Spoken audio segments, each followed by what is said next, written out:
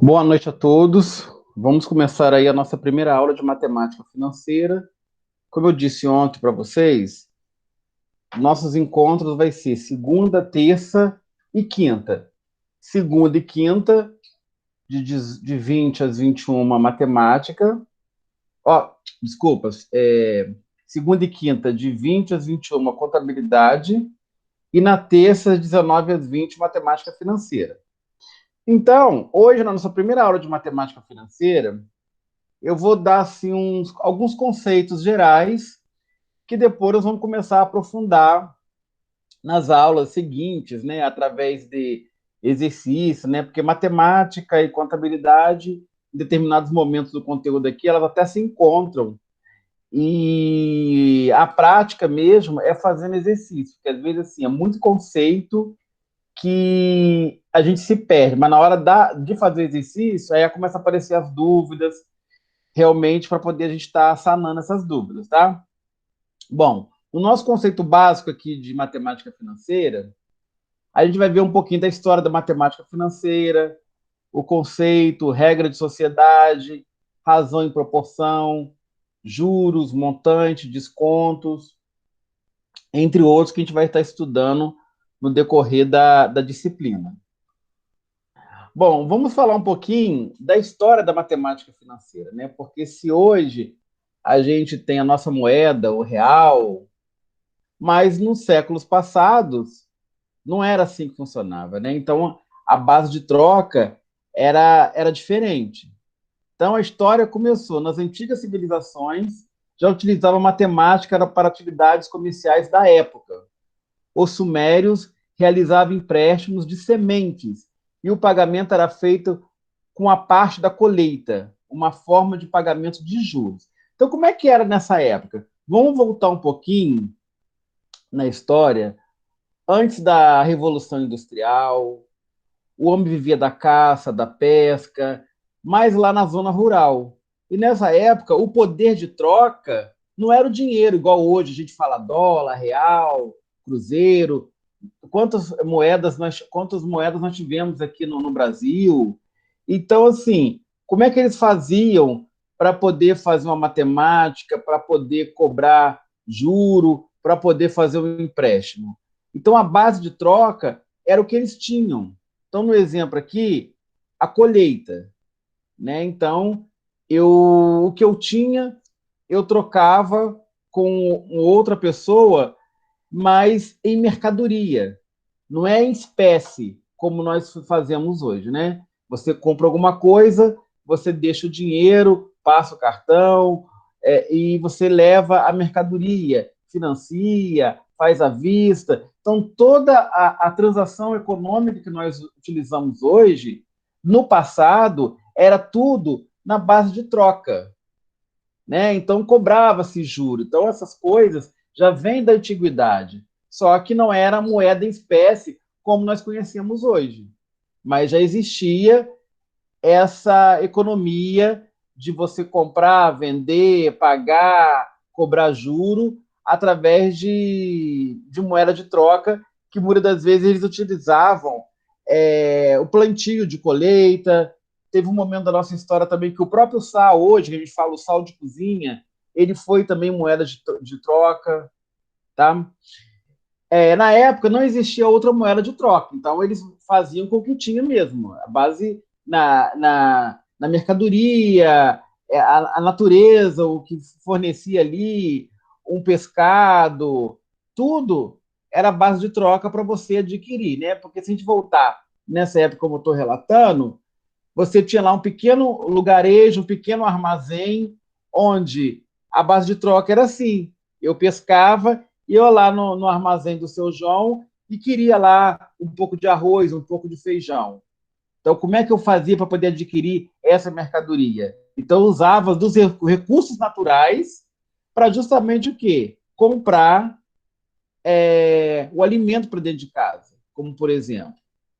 E aí anotava-se no caderninho, anotar, fazia algum tipo de controle para poder depois, né, você não pagava naquele vencimento ou te cobrava juro, como é hoje com a nossa moeda. As informações financeiras eram escritas em tábuas, com dados como escrituras de vendas e notas promissórias. Com o desenvolvimento do comércio e a comercialização do ouro e prata, muitos países criaram suas próprias moedas. Aí depois, né, havia a Revolução Industrial, né, as indústrias começaram a chegar, as cidades começaram a ser constituídas, e aí cada país começou a instituir a sua moeda, né, que nós temos aí ouro, prata, dólar, real, euro, entre outros que nós temos por aí. Porém, as diferentes moedas entre os países causou problemas comerciais que foram solucionados com o surgimento dos cambistas, que a gente fala hoje, né, agiota, né, pessoas emprestam dinheiro a juro e cobra juro exorbitantes. Os cambistas eram responsáveis pela troca e comercialização entre diferentes moedas e, com o tempo, passaram a emprestar e guardar dinheiro também. Então, é igual hoje, né? Você está aqui no Brasil, você está com real, e aí você precisa lá para fora, para os Estados Unidos, aí você tem que comprar dólar. Então, você precisa fazer esse intercâmbio do país de origem com o país de destino, trocar a moeda para você fazer o comércio na moeda de origem onde você está indo, por exemplo, numa viagem. O que muitos fazem hoje. Então, isso já acontecia também com os cambistas nessa época aí. Aí depois veio o termo banco, das instituições financeiras atuais, que faz referências ao cambista, que ficavam em bancos de madeira. Então, olha como é que é as coisas, né? Se a gente observar, isso acontece muito hoje, nos tempos de hoje, né? Porque pessoas que emprestam dinheiro a juro, chega a época de pagamento, quando se fala esse banco de madeiras aí, fica na porta. Eu tinha um conhecido que ele fazia isso. Ele era agiota, na época de pagamento da CSN, ele ficava lá na porta, lá cobrando a peãozada lá,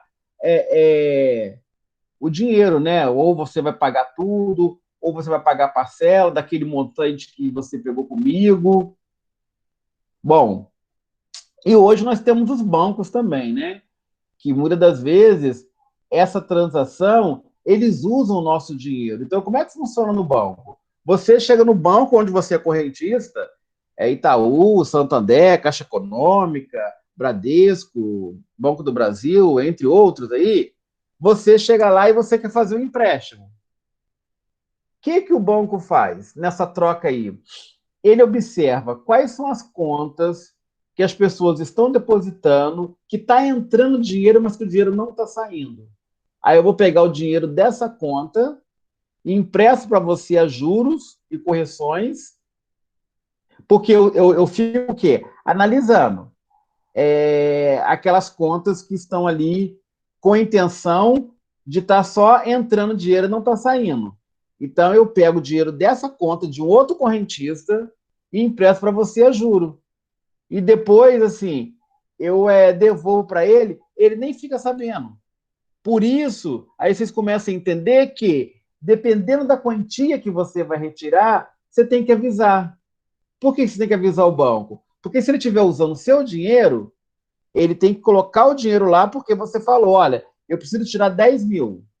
É uma quantia grande. Então, você tem que avisar. Você não vai conseguir tirar isso no caixa eletrônico e nem na boca do caixa. Então, dependendo da quantia, você tem que avisar com antecedência. Porque se o banco tiver usando o seu dinheiro de empréstimo para outros, epa, eu tenho que repor isso aqui. É lógico que é toda uma transação contábil que na sua conta não aparece nada. Você vai continuar tirando o extrato normal, o dinheiro vai estar lá, rendendo o jurinho da poupança ou outra aplicação que for. Isso é uma transação interna do sistema bancário que muitas das vezes eles utilizam isso. Pega o dinheiro das pessoas que depositam com a intenção de poupar, de guardar, seja na poupança ou outro tipo de aplicação, e empresta para aquela pessoa que está necessitando de um empréstimo menor. E aí ele usa do seu dinheiro que tá lá guardado para emprestar para mim ou para você, e só lucra. Ou seja, o banco só quebra se ele não for inteligente, que é muito difícil, né? Bom, a evolução da economia e, consequentemente, da matemática financeira permitiu que muitas situações consideradas impossíveis de serem resolvidas, hoje pode ser solucionada por meio de técnicas de ferramentas específicas, né? Então, hoje tem toda a tecnologia que ajuda você a fazer transações. Se a gente for pensar, né, nesse tempo de pandemia, muitas pessoas usam o aplicativo, resolve tudo num toque do celular ali. Muitas pessoas hoje estão abrindo conta digital, porque aí você evita tarifa, né? Porque é muito ruim você pagar tarifa. Você está com seu dinheiro ali, aí vem lá uma cesta básica, vem um isso, vem um aquilo. Quando você vê, poxa, é R$ 50, é R$ 30 que estão tirando da sua conta. E esses bancos digitais, eles estão chegando aí e tomando conta do mercado, e muitas pessoas estão migrando para esses bancos digitais aí. É um outro recurso também que está trazendo essa evolução econômica aí para você fazer o seu dinheiro render mais, ter mais lucratividade. Porque uma vez que o banco é digital, eu não tenho um contato ali, então eu consigo estar eliminando algumas tarifas. Porque nos dias de hoje, a gente observa o quê? Que o mundo está ficando mais digital. Então, assim, quando a gente voltar o novo normal, muita coisa da prática agora desse período de pandemia vai se permanecer. Reuniões online, conselho de classe online, alguns funcionários vão ficar definitivamente em home office, dependendo da função, e mostrando a sua produtividade, passando, né, via as redes sociais, a plataforma da empresa, e assim o mundo está passando por essa mudança aí também, né? Bom, vamos falar um pouquinho da matemática financeira no nosso dia a dia. Ó. A matemática financeira é uma das áreas da matemática que estuda a variação do dinheiro ao longo do tempo. Ela é muito utilizada nas atividades financeiras do dia a dia, das mais simples a mais complexas. Por exemplo, ó, quem deseja comprar um imóvel precisa escolher uma forma de pagamento. Você vai pagar à vista, você vai pagar parcelado, você tem algum dinheiro para dar entrada. Tudo isso influencia ali é, é, no valor, nas parcelas, na taxa de juro, com entrada, sem entrada. Por meio da matemática financeira, será possível escolher ao mais viável e que gere menos custos, calculando, por exemplo, os juros incidentes nas prestações do financiamento ou desconto na quitação no ato da compra. Então, como é que funciona isso aqui? Muitas das vezes, estando no imóvel, né, você vai tentar lá usar o seu fundo de garantia, você vai tentar lá na Caixa Econômica, no banco que você tem, ver uma linha de crédito, alguma coisa para você fazer um financiamento para você comprar uma casa própria. Você quer sair do aluguel. E aí, de repente, você, vou abater um pouco desse fundo de garantia. Como é que fica se eu dar uma certa entrada? Como é que fica as prestações? Quantos anos eu vou pagar isso aqui? Qual é a taxa de juro anual, mensal? Tudo isso, a matemática financeira vai nos fornecendo. Aí a gente tem que ver o quê? Qual que é a melhor relação custo-benefício nessa compra? Vale a pena eu usar meu fundo de garantia? Eu tenho alguma reserva para eu poder abater? Aí eu não tenho nada, então eu vou ter que fazer sem entrada. Ou seja, tudo é negociado, tá? E às vezes, quando você antecipa é, aquela prestação que vai vencer, aí tem esse desconto que a gente chama de quitação no ato da compra. Porque você, de repente, parcelou lá em 60 vezes, 70 vezes, não sei.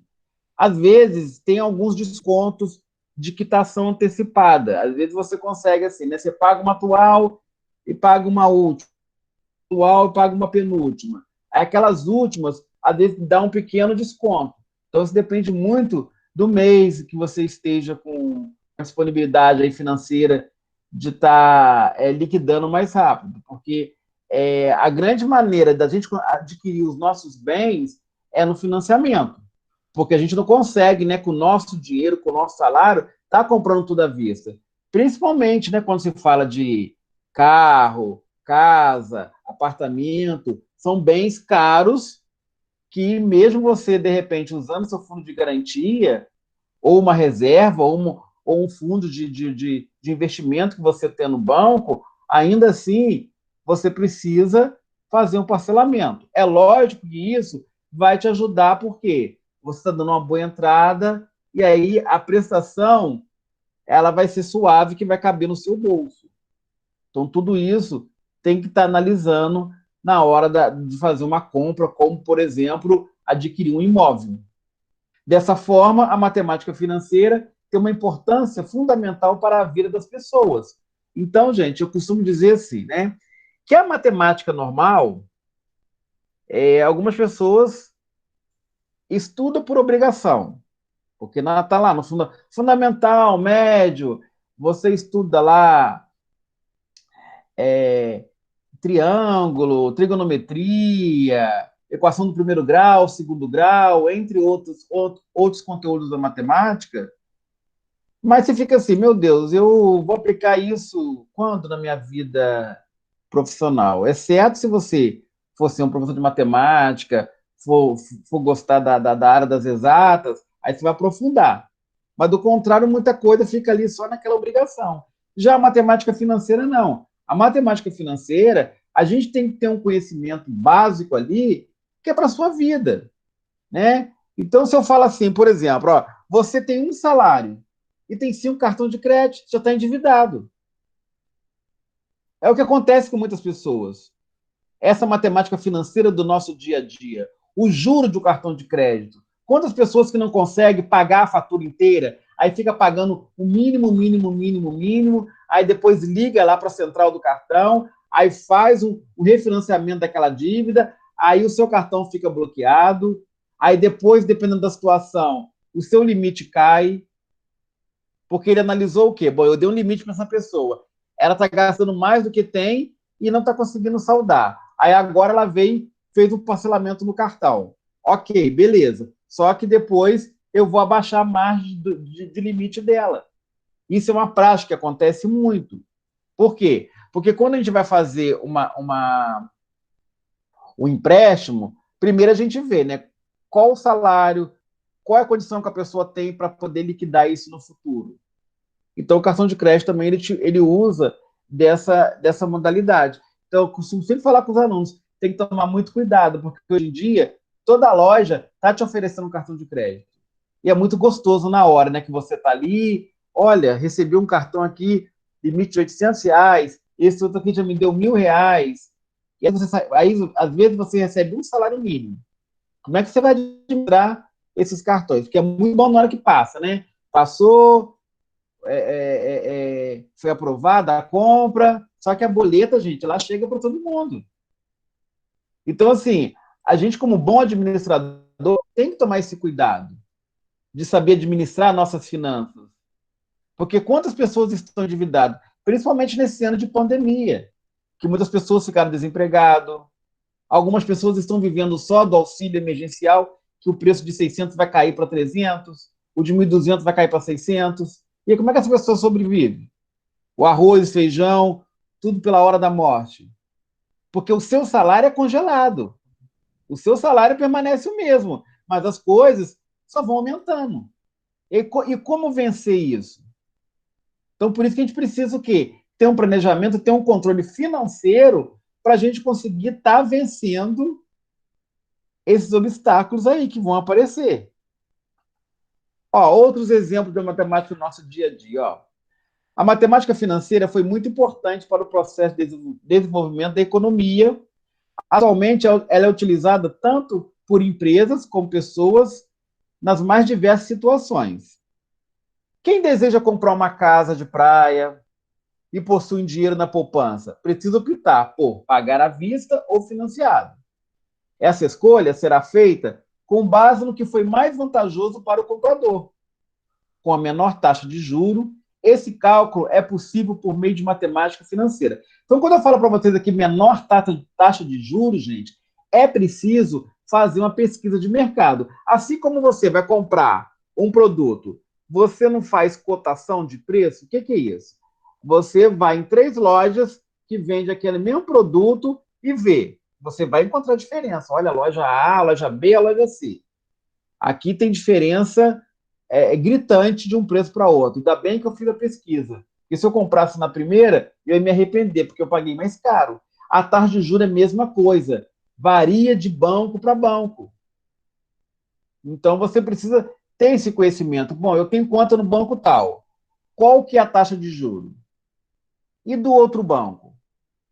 Qual que é a taxa de juros? Aí você começa a entender por que as pessoas estão migrando para o banco digital. Porque ele está oferecendo muito mais vantagem do que o banco físico. E visto que boa parte da população aí, né, os mais jovens, a faixa etária de vocês principalmente, já é tudo digital ali, é fácil. Você abre a conta, tira foto, manda documentação, tudo ali pelo celular, aí daqui a pouco você está recebendo um cartão, aí você começa a fazer a transação, ali mesmo você tira a segunda vez da boleta, ali mesmo você faz transferência, ali mesmo você faz algum tipo de financiamento, com previdência privada, um fundo de investimento, porque você não precisa de ir na agência. Então, esse fato dele ser 100% digital, aí você começa a observar o quê? Pô, vale a pena eu migrar para um banco digital. A taxa de juros está menor. Então, é isso que vocês precisam estar analisando também na hora de abrir uma conta. Tem pessoas que, por exemplo, o que fazem para poder diminuir essa taxa? Elimina a conta corrente, abre poupança e faz uma poupança como se fosse uma conta. Só que ali você vai conseguir só fazer depósito, passar cartão como débito ali, né? Mas algumas pessoas têm esse pensamento porque não vai estar cobrando tanta tarifa como conta corrente. Quem nunca foi surpreendido, às vezes, de você estar. Eu mesmo já passei por isso. Estou no posto de gasolina, passo o cartão, sem limite. Caramba, mas tinha, porque entrou uma tarifa de R$ 30 de ontem para hoje. E isso acontece, às vezes assim, você fica até sem saber, porque muitas pessoas também não acompanham extrato, não acompanham ali detalhe, detalhe, todo dia, toda hora. Bom, o mesmo ocorre no momento de comprar um smartphone. Se será comprado à vista, no boleto, no cartão de crédito, vai depender do que for mais rentável para o comprador, com a menor taxa de juro e possíveis descontos. Então, você tem sempre que olhar a taxa de juro de uma loja para outra. Por isso que é necessário fazer, gente, a pesquisa de preço. Não deixe se levar pelo impulso de comprar na primeira loja. Você gostou, o vendedor te tratou muito bem, mas, poxa, estou dando uma olhadinha.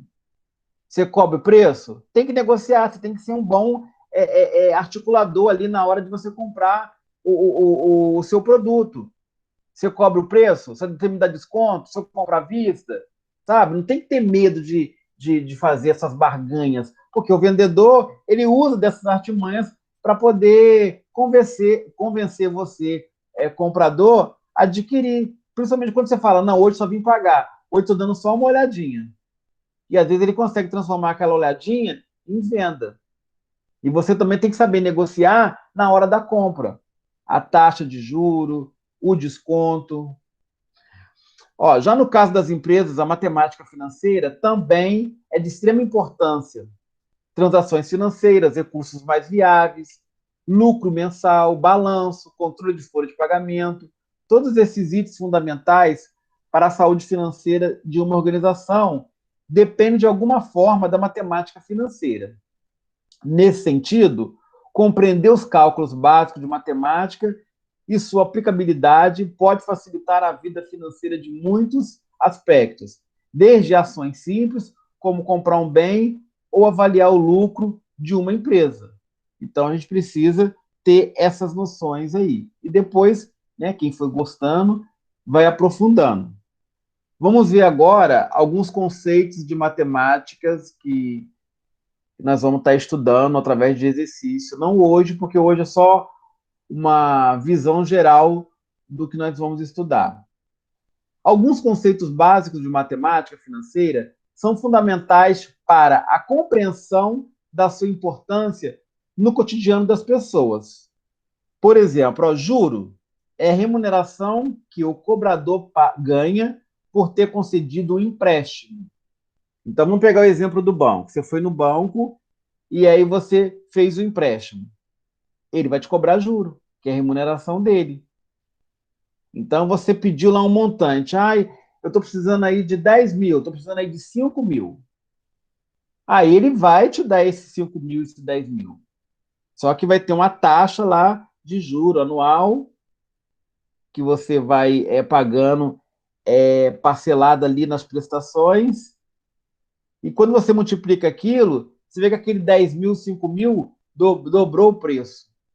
Mas é a única maneira que você tem de repente, estar adquirindo aquele valor, né? Que é aquele capital que você precisa de 5 mil, 10 mil, você lá fez, pagou as suas contas, ou fez algum tipo de compra que você precisava, e aí você vai pagando mensalmente ao banco, e ele vai te cobrando o quê? Os juros, que é a remuneração. E aí ele vai ganhando em cima de você, ou seja, esse 10 mil, 5 mil que ele te emprestou foi de conta de terceiro do próprio banco. Então, por isso que quando eu falei para vocês, quando a gente assim tem dinheiro guardado, que a gente vai fazer um saque alto, você tem que informar o banco com antecedência de 24 horas, 48 horas, porque se ele estiver usando o dinheiro da sua conta, ele vai voltar com o dinheiro para sua conta, porque naquele dia você vai lá sacar. E aí ele pega dinheiro de outra pessoa. E assim funciona o mercado financeiro. Taxa de juros. Por ter emprestado um determinado valor, o credor cobra uma quantia que é a taxa de juros. Pode ser simples ou composta. Então, a gente vai estar vendo isso através de exercício. Né? A composta é mais complicada, porque é juro em cima de juro. Aí vai virando aquela bola de neve que você não consegue pagar. Capital ou principal é o valor do dinheiro no momento atual, podendo ser representado pelas letras C ou P. Então, quando a gente começar a fazer exercício e outras aulas, aí eu vou fazer exemplo com vocês, para vocês entenderem na hora de fazer as fórmulas, as letras, tudo direitinho. Montante são os juros incididos sobre o valor acumulado, chamado de valor futuro. Para calcular o montante, a fórmula é M de montante é igual C de capital mais J de juro. Aí você vai, ali está somando o capital mais o juro, que é o montante. Regra de sociedade. Então, nós temos aqui divisão proporcional.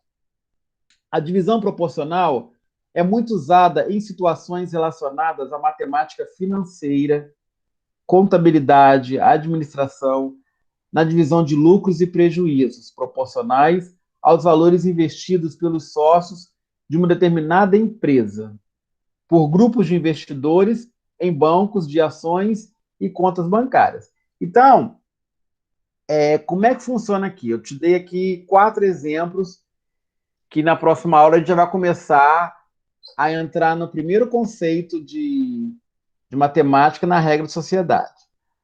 Quando eu falo para você assim, tais iguais em tempos iguais. Então, seria um exemplo assim: 3 sócios entraram com um capital de 50 mil. Então, ali eu vou ter o quê? 150 mil. Então, 50 mil do sócio A, 50 mil do sócio B, 50 mil do sócio C. Os capitais foram iguais. Em tempos iguais. O que é em tempos iguais? Então, hoje, dia 15 de setembro, os 3 sócios integralizaram a sua cota individual de 50 mil de cada um, que somando todo o montante deu 150. Por isso que se chama capital social. Então, aqui envolve um pouco da matemática financeira com a contabilidade. Tá? Só que essa parte nós vamos ver aqui na matemática, essa regra de sociedade. Então, isso significa o quê? que quando eu falo o capital social, é uma sociedade. Para ser uma sociedade, tem que ser dois ou mais pessoas, duas ou mais pessoas ali, com a mesma finalidade, né? Ah, vamos fazer uma sociedade aí para a gente abrir uma loja de roupa. Vamos fazer uma sociedade aí para a gente poder abrir o supermercado. Enfim, independente do ramo empresarial, está se fazendo a sociedade. Aí, nesse primeiro exemplo, quando a gente for fazer os exercícios, quando a gente fala capitais iguais em tempos iguais, significa o quê? Que os três sócios, sócio A, B, C, entraram com a cota individual, a cota de cada um foi 50 mil. A soma que dá o capital social de 150 mil. E o tempo igual seria o quê? Hoje, dia 15 de setembro. Por enquanto é isso, que isso aí depois a gente vai desenvolver na prática. O outro exemplo, ó, capitais iguais em tempos diferentes. Então, pegando o mesmo exemplo de cima, sócio A, B, C. Entraram com 50 mil cada um e a soma do capital, 150 mil. Só que o tempo foi diferente. Como assim? Bom, hoje, dia 15, o sócio A entrou com 50 mil. Como é uma sociedade, eles conversaram entre si, e aí o sócio B ele vai entrar com 50 mil no dia 15 de outubro, e o sócio C vai entrar com 50 mil no dia 15 de novembro. Isso significa que hoje, a empresa começando hoje, dia 15 de setembro, ela está começando só com 50 mil. Os outros 50 vai entrar no mês de outubro e de novembro. Pode isso? Pode, porque é uma sociedade de comum acordo. Então, os capitais foram iguais, 50 mil para cada um, mas o tempo foi diferente. Um 50 mil está entrando em setembro, o outro em outubro, o outro em novembro. Isso também pode.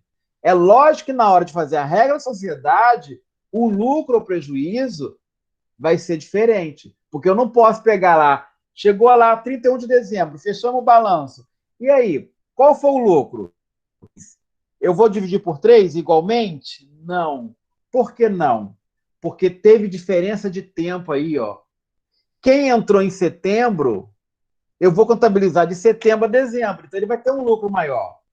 Quem entrou com dinheiro em outubro, eu vou contabilizar de outubro a dezembro. E quem entrou com dinheiro em novembro, eu vou contabilizar de novembro e dezembro só. Então, nessa situação aí, por isso que fala, é divisão proporcional ao tempo que a pessoa aplicou e investiu aquele dinheiro. Por isso que lá na contabilidade a gente fala que tudo tem que ser o quê? Escriturado, registrado nos livros necessários da contabilidade. Caixa, razão, a gente vai estar vendo aí. E tem esse outro aí, ó, capitais diferentes em tempos iguais. Como é que seria esse exemplo aí? O exemplo, fulano, o sócio A, entrou, sei lá, com 10 mil. O sócio B entrou com 20 mil. E o sócio C entrou com 30 mil. Então, os capitais já começam a diferenciar. Um entrou com 20, um entrou com 30, o outro com 20, 50. Mais 10, 60. Então, eu somando aí, eu tenho 60 mil de capital social. Mas o valor de cada sócio é diferente. E o tempo foi hoje, 15 de setembro.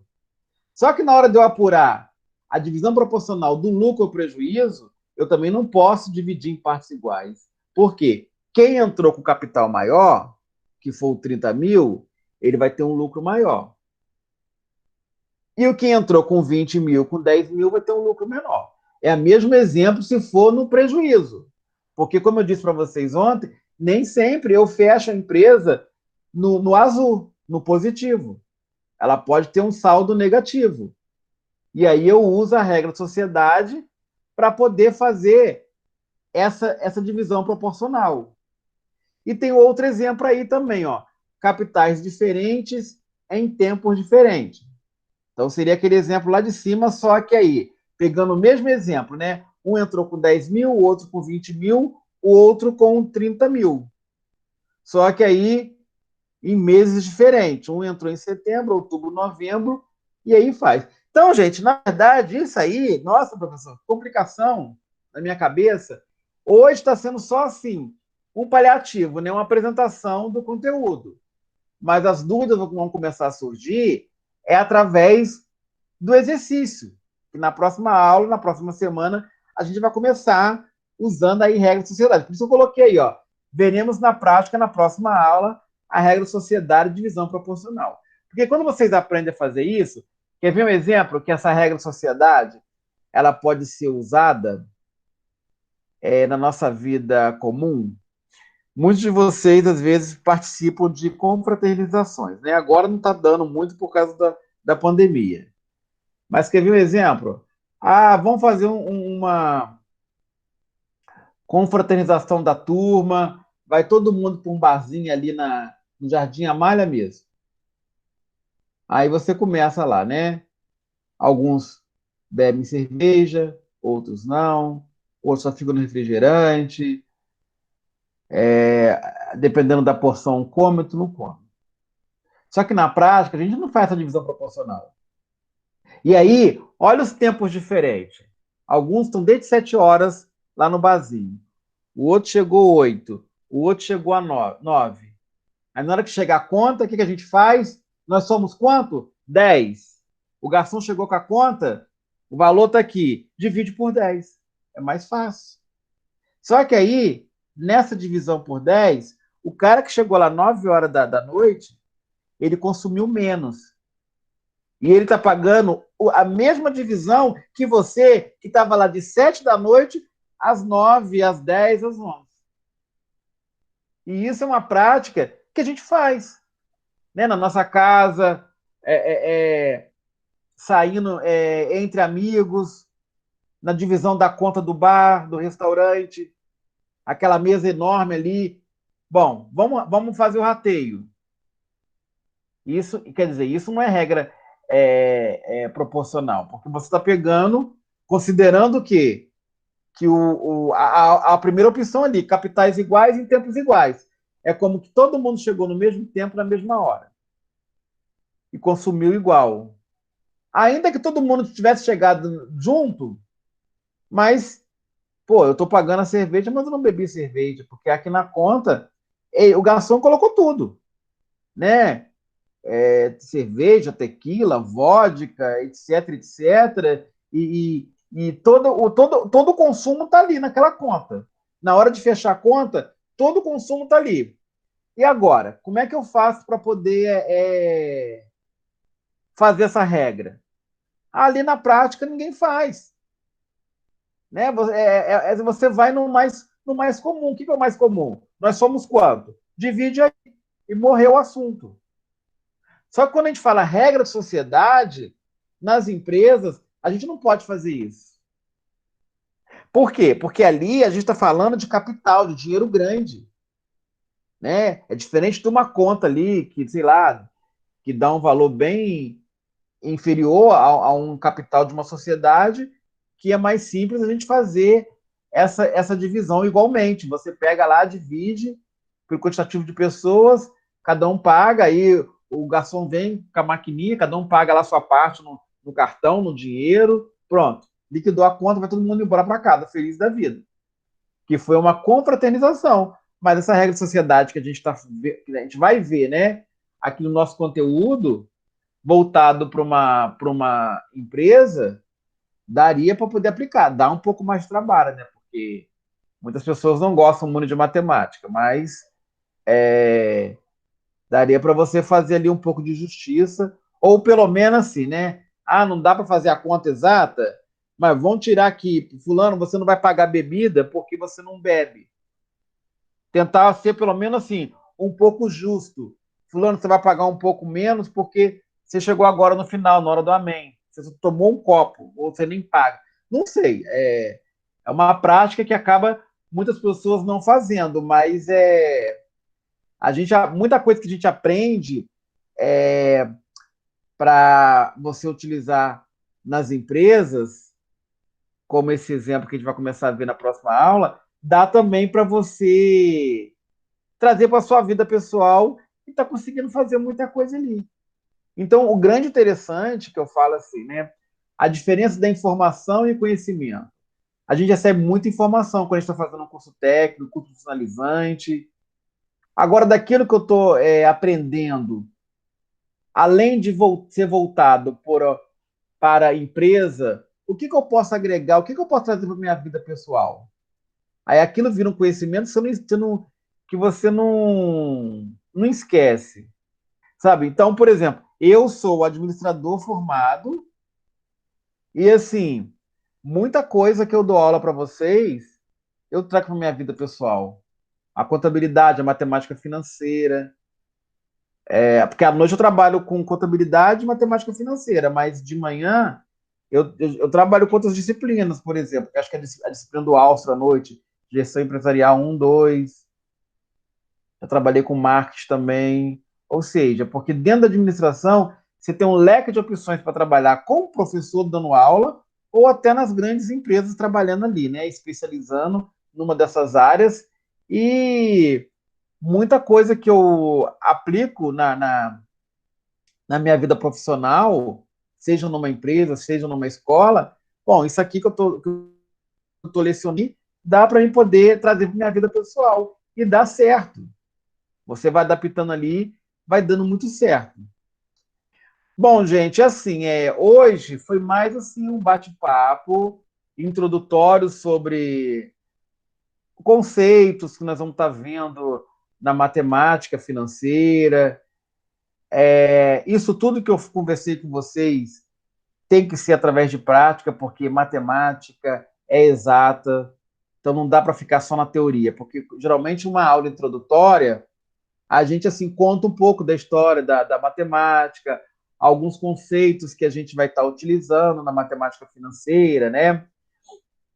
Coloquei os mais comuns, juro, desconto, regra de três também não falei não, mas vai entrar também, né? O do nosso dia a dia aí, quando você vai comprar alguma coisa, né?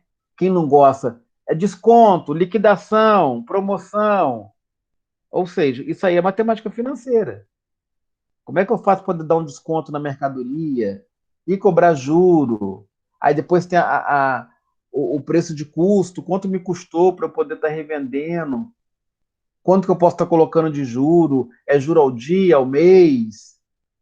Então, tudo isso, a matemática financeira vai te dar assim, as condições para você estar entendendo um pouquinho melhor desse mercado financeiro, que não é muito fácil, mas assim te dá uma base. E aí depois, né, alguns interessados vão se aprofundando, ok?